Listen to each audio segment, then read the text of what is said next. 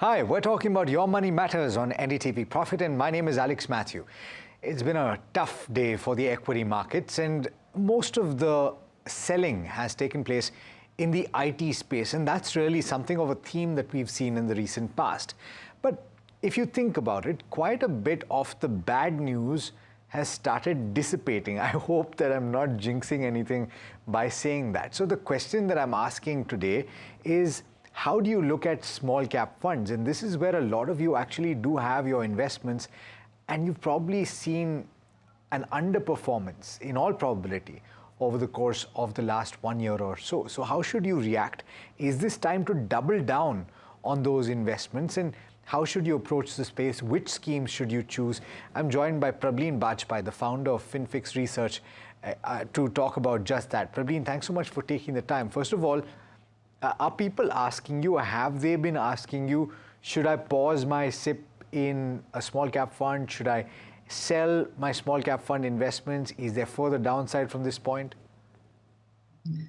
Hi, Alex. I think not really sell, but definitely I think returns have been disappointing. So you have to do that hand holding that over a 2 year period. Also, if we look at the returns, they can be negative for a lot of schemes or very low. And these, Alex, are definitely times when people start to ask that perhaps I was better, if not ask, at least think that, they were better off with a fixed income product. So small caps have had such a great rally that, this correction has, I think, taken a lot of investors who were invested at decently high levels. And when you start off with the SIPs, which are at high valuations, you have to go through that process, little pain period. And, to investors who are out there and who've already invested, I think it's very normal for SIPs and small caps to give you low or negative returns for a 2 or 3 year period as well.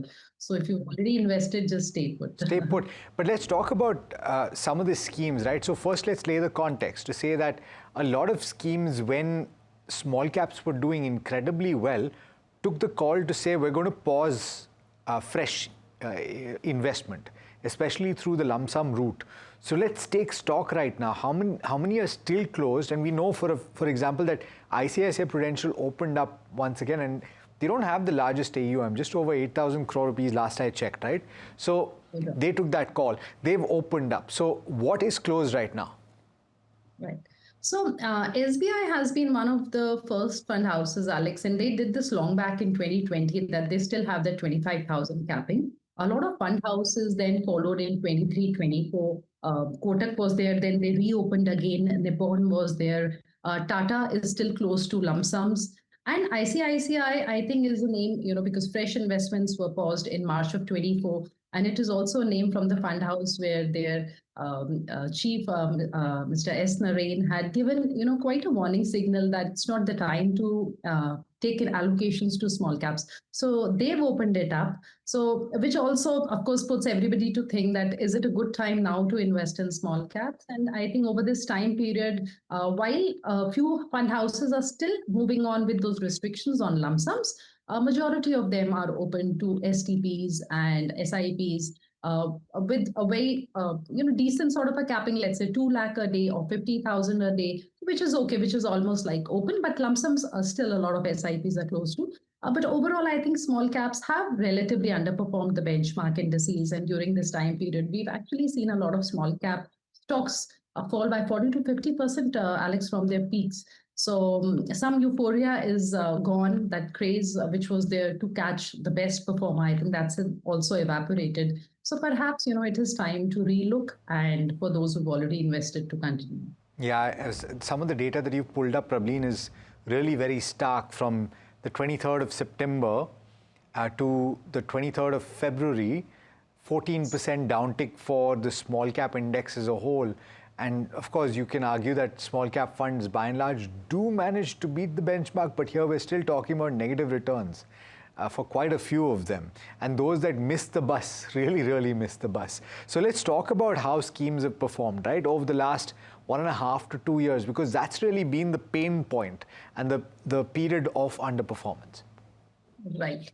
So, Alex, this 1.5 years, so we'll take September of 2024 as the starting point when we started seeing this correction in the markets. And, just to give a perspective to investors, let's see how Nifty 50 performed in this last almost 1.5 years. So, Nifty 50 is still down 0.87%. And after today's fall, it would be more.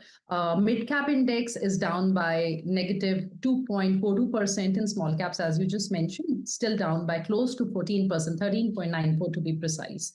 And I think this has been a very difficult time for a lot of schemes. From across the schemes which are available, currently there are 34 schemes which are there in the small cap space, with 28 of them having a track record since September 24. Lowest return is still 19.93% in this time period, this 1.5 years. And the highest for the small caps is still negative 0.46%. So definitely everybody out there who just started investing somewhere around, Alex, in 2024 would have a very low or negative return in their portfolio in the small caps.